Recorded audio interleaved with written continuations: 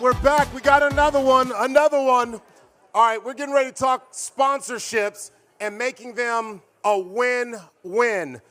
We've got some great data to share and really a provocative conversation around data.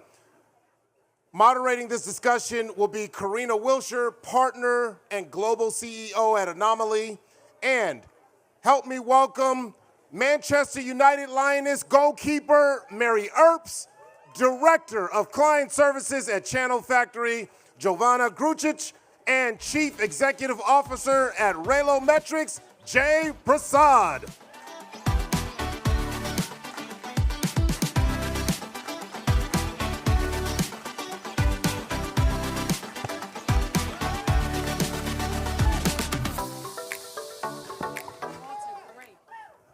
Thank you, Frankie. Hello, everyone. Great to be here. This is going to be an exceptional panel, given the talent that we've got here today. At Anomaly, we often say nothing is more powerful than an idea whose time has come. That couldn't be truer for the wonderful Mary Earps and this particular conversation.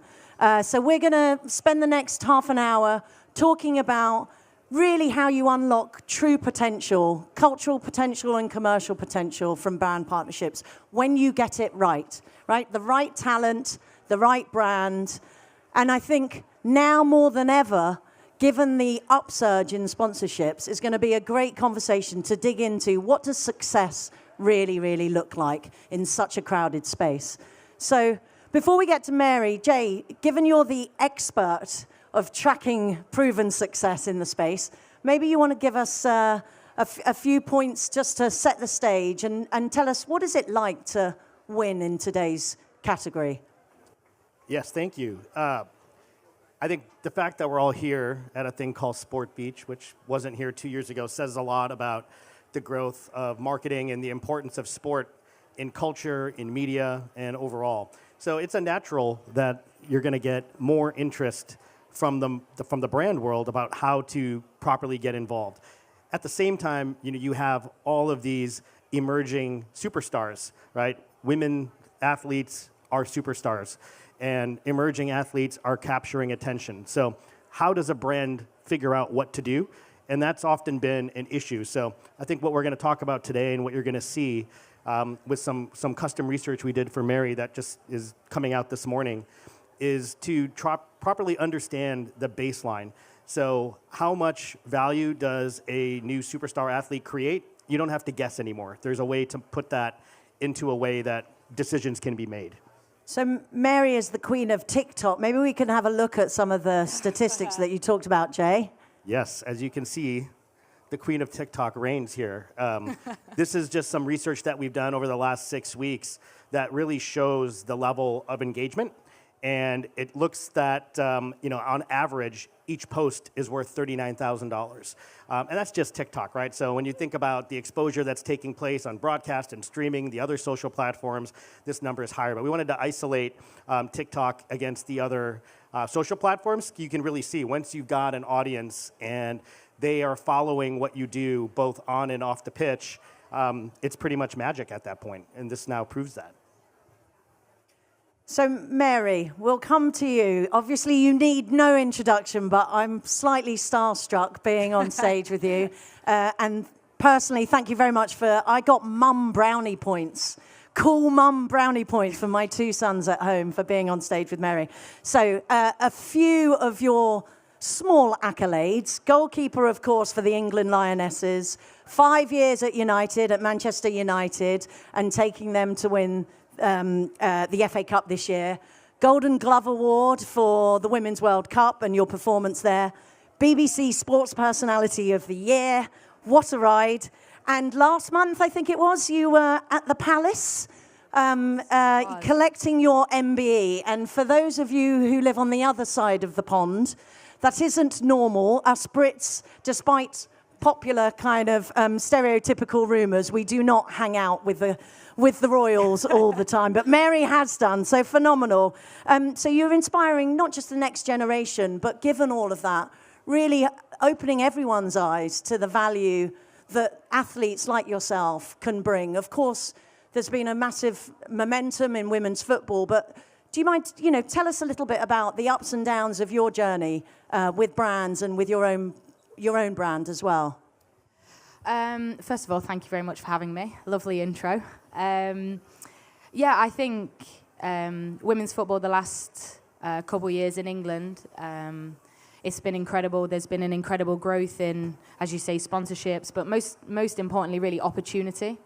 I think the reality of it is that a lot of the female footballers that play now, they come from a background of having very minimal opportunity and constantly fighting to break down barriers and break new ground. And I think that's something that really motivates us, is to continue to leave the game in a better place, continue to break down these barriers to change the future for the future generations. And you can already see how current players are benefiting from the work that was done before us.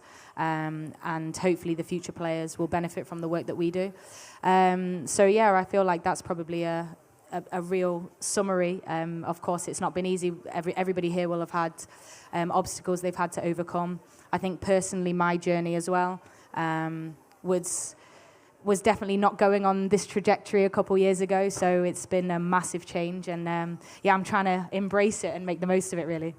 Well, congratulations. It's absolutely fantastic. And I think, obviously, it is a journey. And I think especially when you are, when you're changing perceptions, then that isn't an easy ride, right? But it's a worthwhile one. And brands, I think, to be fair, are still learning their way. So I'm interested in nowadays where perhaps the old school role of brands with athletes and ambassadors was much more passive.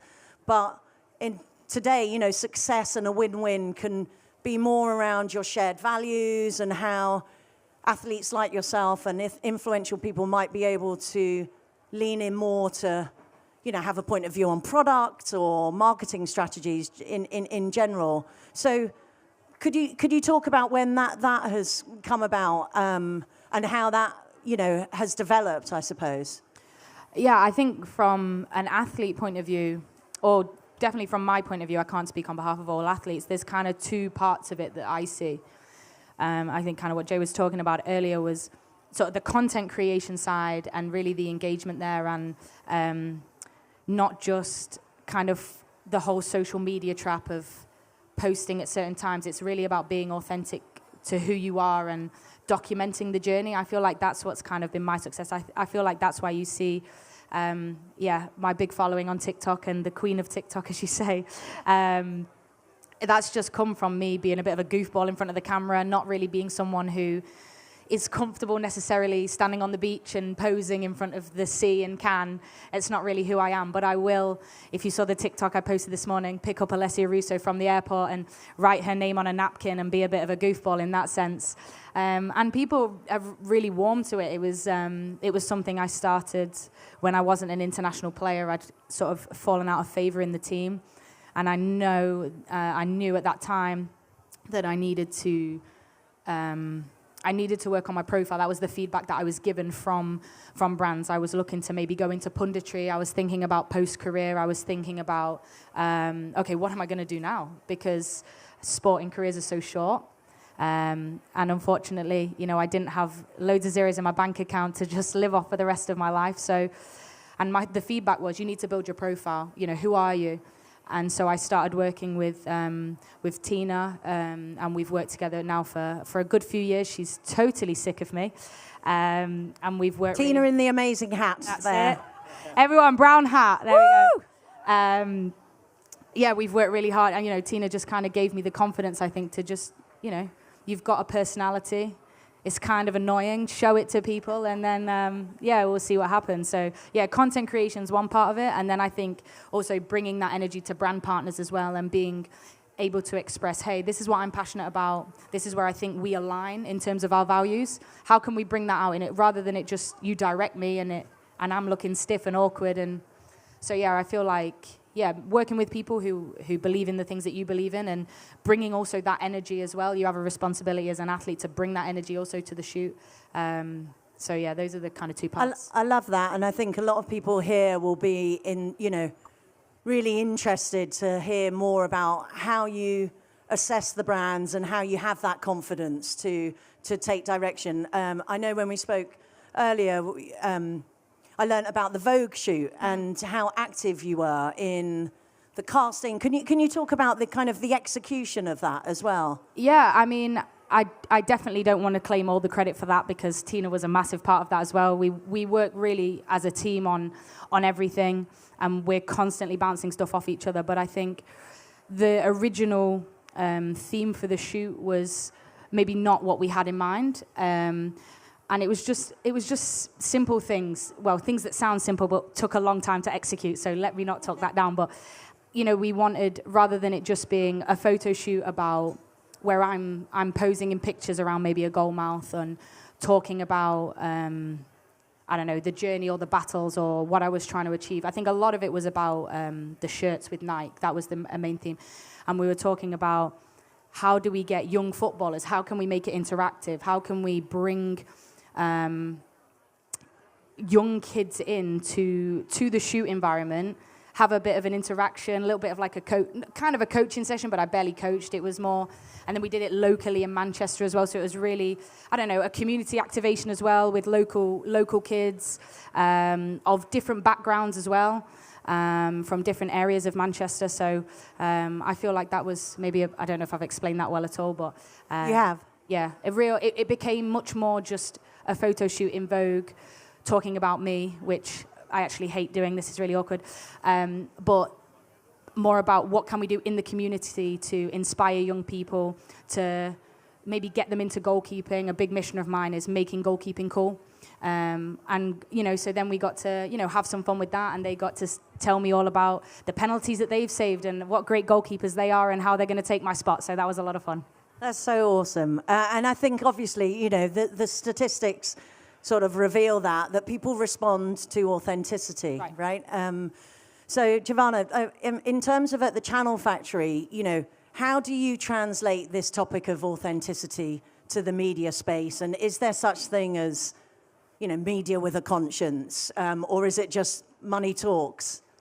There definitely is media with a conscience. I think what Mary was talking about with Vogue and being part of the production and choosing kids of diverse backgrounds and locally also doing it as a community thing is something that, brands spend a lot of time on, athletes spend a lot of time on it. There's a lot of money, there's a lot of blood, sweat, and tears. As you said, nothing is simple. When you come to the media side, this conversation stops. So there is Mary with her authenticity. She wants to drive diversity. But what happens then when the media starts being bought? What happens when we start buying our low CPMs on YouTube, on TikTok, on Instagram, et cetera? And how do we make sure that Mary's authenticity, when she is fronting a campaign for Nike, for instance, that is also expanded into the media space? So there's a couple of things that you can do to make this work. And number one is having the conversation, right? So as an athlete or as a big personality that works with sponsors, there's a good question to ask. Hey, listen, like on Vogue shoot, for instance, you had 50%, I think, of the production was being female-led. So how do you translate this into a conversation with Nike about how they invest in media? A lot of times this goes lost, and we have people like Mary front-facing a campaign that just might be on content that she would never sign off on. So this is something that we need to start talking about as an industry, and it doesn't go just for agencies, it doesn't just go for vendors, it goes for all of us. Athletes need to be clear with what they need, what their values are, what authenticity means for them. In extension, the brands live that, work with them, find the golden middle.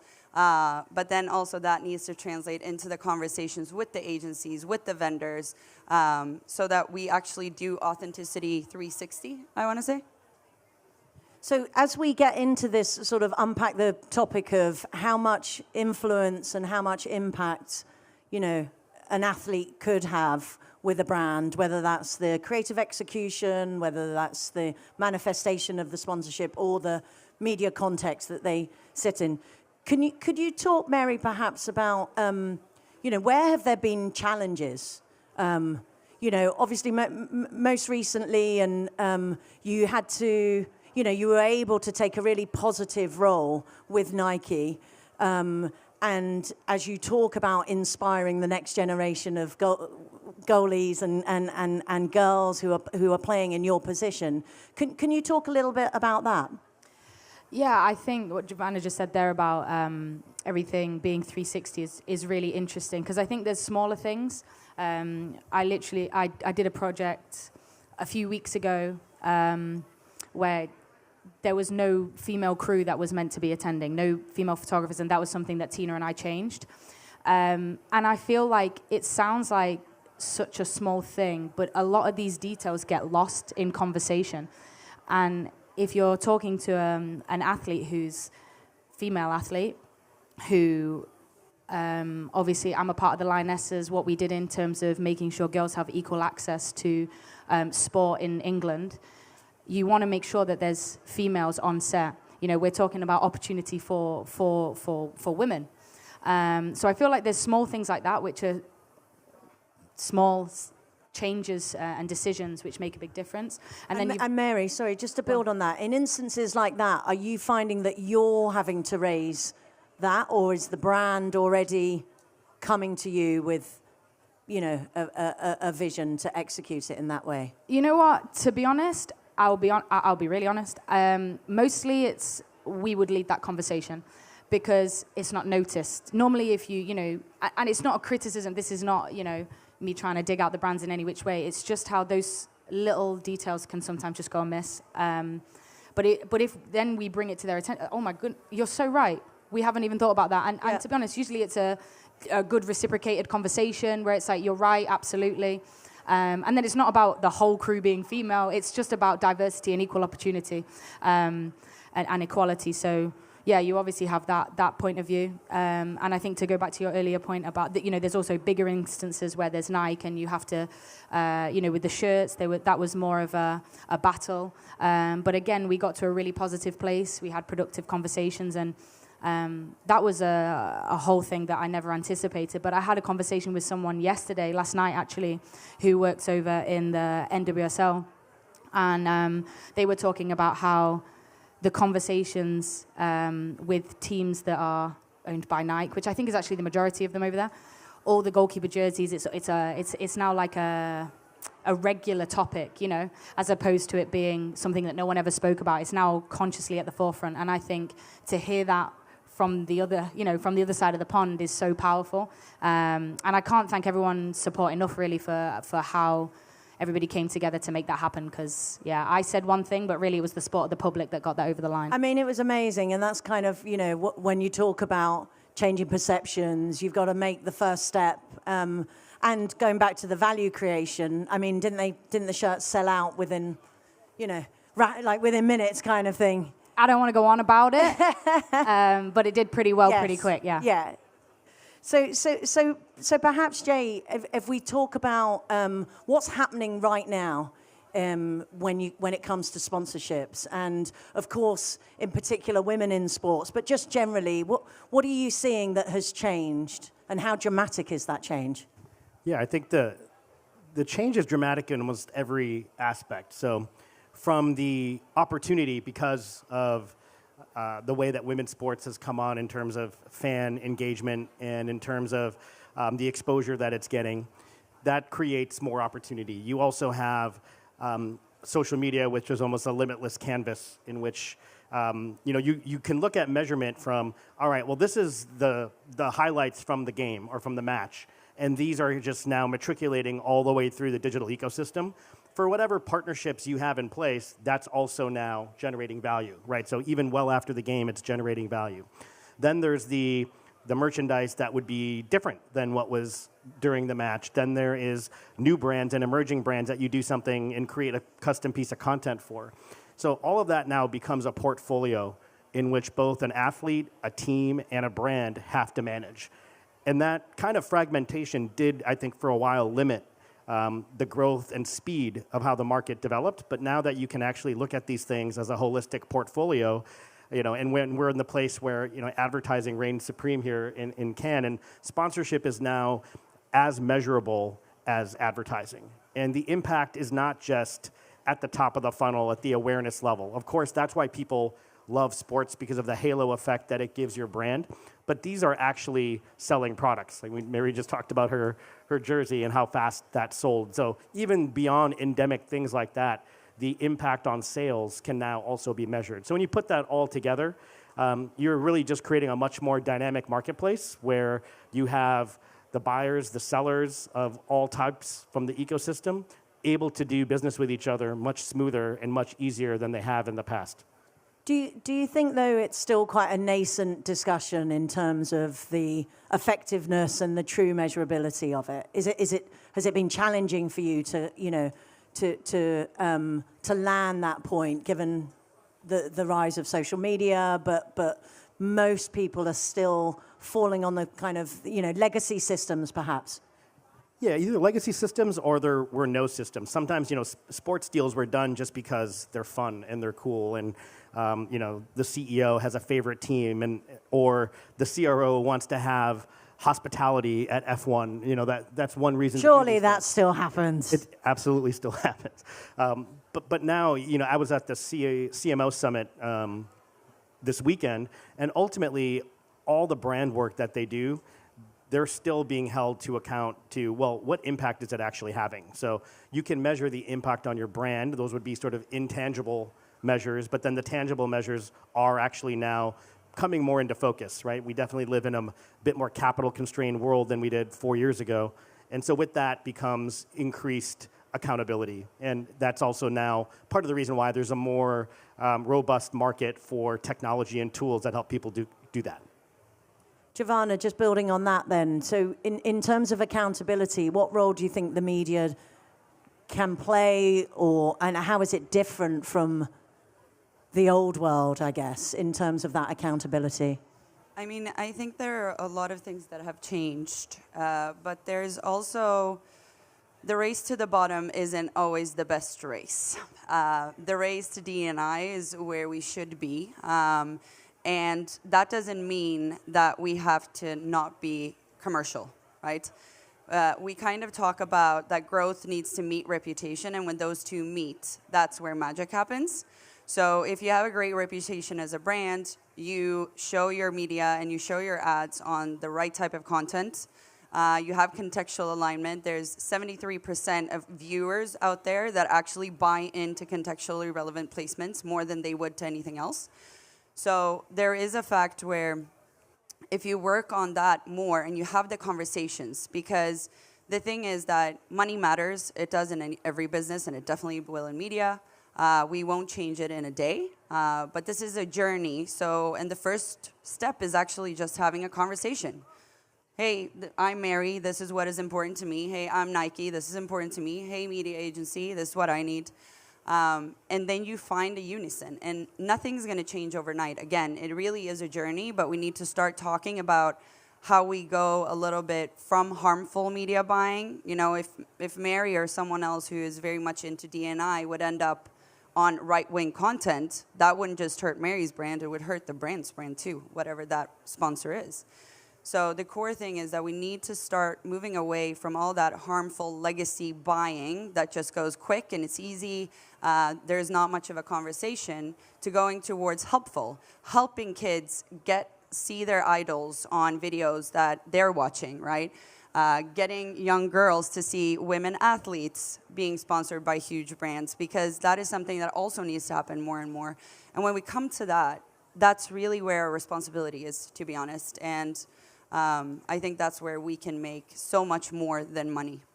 I think it's interesting because you kind of have to dimensionalize the value, right? As well as, to your point, acknowledge that there will be, there could be a commercial loss if the creative and the content isn't placed in the right context, right? Can be incredibly damaging for the brand and the talent. On that point of authenticity, Mary, perhaps, obviously you've got your own brand as well. So how did that come about, and how different is it to navigate developing and creating your own brand and bringing that to market versus sponsorships with other brands? Yeah, I think the beginning of MAE 27, which is sort of my clothing business, it came about when the goalkeeper shirts weren't available. It was something that I was thought about for a long time, doing a clothing brand. I always wanted to kind of have my own merchandise, but I had no idea where to start, and it seemed like a massive investment and a massive risk. And because it is that question of why would people buy from me? Just because I play football doesn't mean people are going to want to buy T-shirts from. I think it's sometimes a little bit ignorant to just assume everyone's going to want whatever you have to sell. So I think it was a consideration then when the Nike decision happened. I just went, I'm going for it. I'm going to put my own money behind it and just go for it. I'm not bothered about whether it makes money or not, which is a terrible business foundation. But everything's sold out on the site, so I think we're good. Embarrassing me. But then, I just wanted people to have something of what I saw as a premium quality that they could keep, that they could wash, that hopefully they could wear with pride, that meant something to them. And sort of after FIFA Best, I was lucky enough to win FIFA Best 2022. So the ceremony happened February 2023, and after that, I somehow blubbered a speech out, and people took a lot of comfort and inspiration from something I said, which is to be unapologetically yourself. And so I just went, hey, we're going to put it on some T-shirts. Buy them if you want. Don't. It's no problem. I'm not going to take it offensively. And yeah, fortunately, people really related to it. And I think it's to your point about authenticity, about being yourself, about somebody maybe in the limelight or the sporting light who's got the confidence to say, hey, listen, I struggled, because we all do. And I don't think we talk about it enough. And I'm really proud of that's probably one of the proudest things that I've done, to be honest, to take that step to create that brand. But it's more about the community of people that have then followed that brand. It's a small community. They call themselves the MAE 27 gang.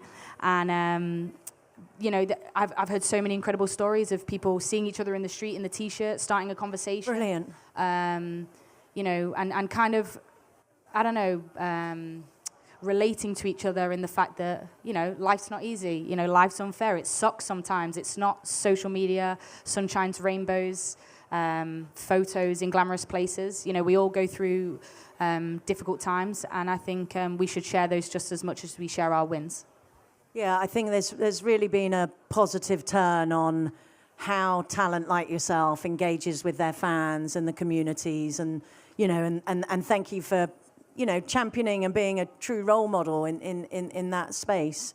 I think as we kind of think about what's ahead, Jay, what would you predict is going to change, right, in terms of sports marketing, but in particular sponsorships between athletes and brands?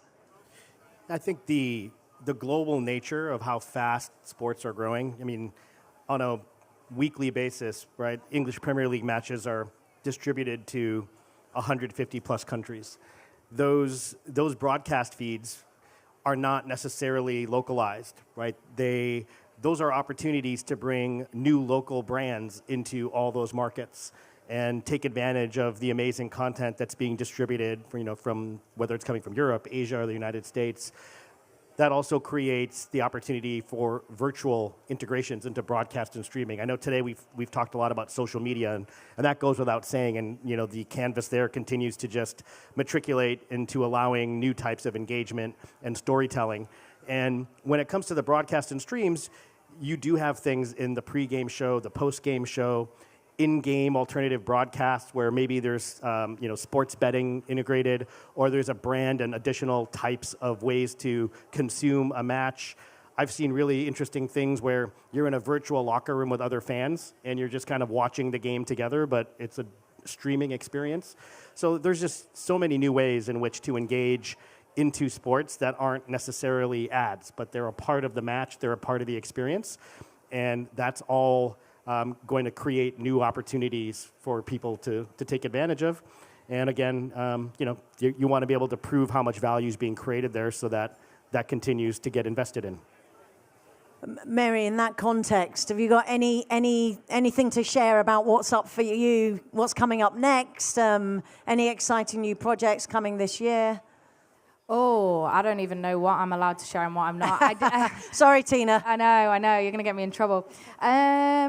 We have shot some really cool things recently. I'm looking forward to them coming out. There's a couple coming out at the end of the summer. So that's been a lot of fun. One in particular where I really pushed myself out my comfort zone. So I'm nervous to see how that comes out. But yeah, I'm just looking forward to it. I really enjoy building meaningful connections with brands and them, of course, helping me. Absolutely, it's a two-way street in terms of, my brand, but also me helping them achieve what they want to in terms of their marketing outcomes. And I think it can be a lot of fun. You get to meet some really incredible people, like I'm here today, which is just wild. But yeah, I'm interested to see what the future holds. Hopefully, many more great things like this. Brilliant. I mean, it is a win-win. So before we kind of leave this panel and leave the Croisette, and when everyone is sadly back in behind the desk and away from the south of France, I think it's good to always try and take not just the inspiration, but something perhaps actionable that we can all take away. So if I could ask each of you to give a final soundbite, perhaps, as a little bit of advice for everyone here.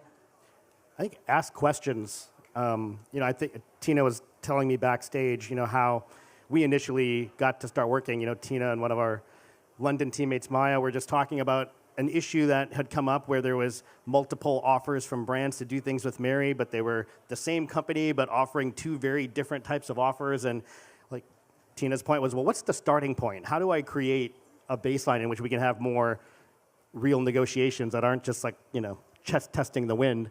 And that's how we're here today, and that's how this whole session came together. That's why we have a whole report coming out. It's because there was smart questions being asked. Fantastic. So ask questions always. Jovana.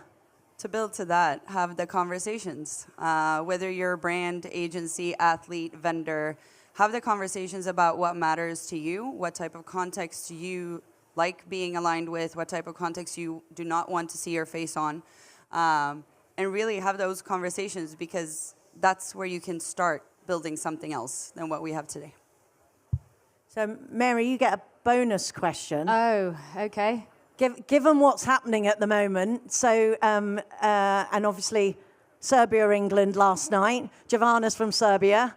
What did you think of the game? How did Jude do? And what's your prediction generally for the Euros? Well, I think that was actually 3 questions. So. Well, I'm cheeky like that. I think the game yesterday, I thought Serbia played really well, actually. But the most important thing was that England won its tournament football. Woo woo. And I think the biggest thing, it's sometimes not pretty, but you just need to get the job done. And the boys got the job done last night, so it was brilliant. Jude scored an important goal. Obviously, Jordan Pickford made an important save at the end, so got to give the credit to the goalkeeper there. Of course, I'm rooting for England to win. I think there's some top teams in the tournament. France looked good, Germany looked good. Poland actually gave them a good run for their money the other day.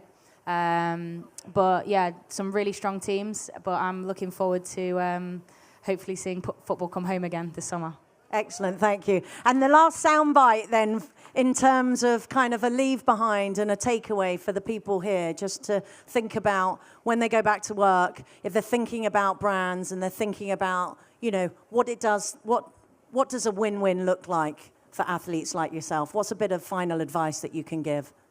I personally feel like the best campaigns I've ever done, and also have had the best outcome for the brand, are ones where we've all had like creative input together and really collaborated, not just in the sense of like stand there, do that, and it's less directive and more collaborative. I think that is really powerful in terms of the athlete being able to show their personality, or maybe bring something that you didn't anticipate, ask a question you didn't anticipate, bring an idea.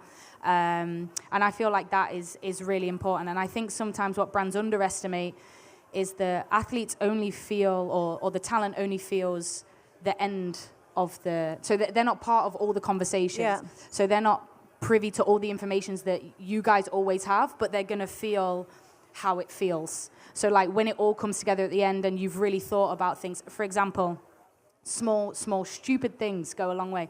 If somebody puts out like my favorite drink, I know that they've cared enough to ask somebody, hey, what does Mary like to eat? Rather than turning up and it's like, I don't know, burgers and chips, which then I'm going to be starving all day, because I've got a few. And it's just little small decisions, that consciousness, that thoughtfulness.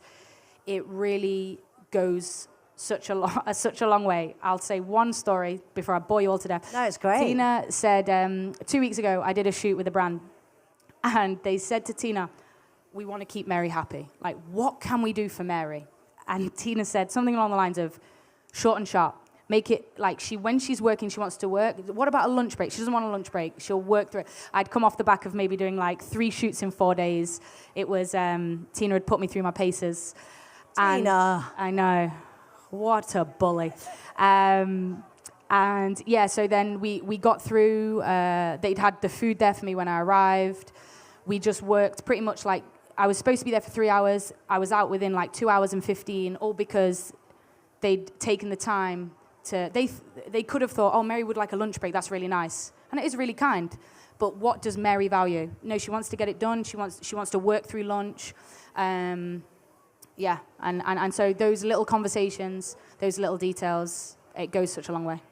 Brilliant, thank you. Well, I think the sort of overarching message is beyond the commercial value, which is super, super clear and evident in the data, there's a much broader space, which is about shared values, making sure that the authenticity around that sponsorship is there, and last of all, Mary likes to get it done. So thank you very much to our panels today. Thank you.